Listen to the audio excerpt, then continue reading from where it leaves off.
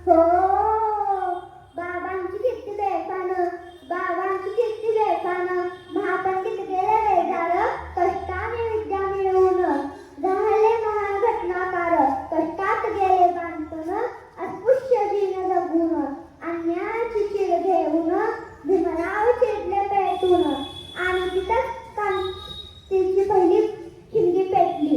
गुलामगिरीची जाणीव झाली.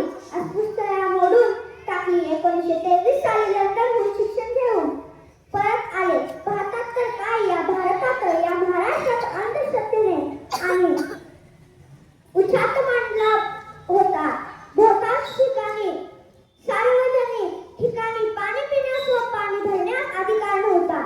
आधी पशु पक्षी गुरढोर पाणी पित होते, तिथे माणसासारख्या माणसाला पाणी पिण्यास नकार होता. 1923 साली प्रस्ताव केला. तळ्याचे पाणी असतानाही गरिबास पाणी पिता येत नव्हते हे कळताच आणि भीमराव उभा गर्जिला. महाड दिशेस निघाला. बाबासाहेबांचे सोबती कोण? त्यांचे सोबती अनुताई भुमरे, गुडगेकर, संभाजी गायकवाड, जाधव, चित्रे, महादेव वडके.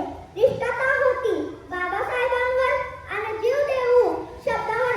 हो, धन्यवाद.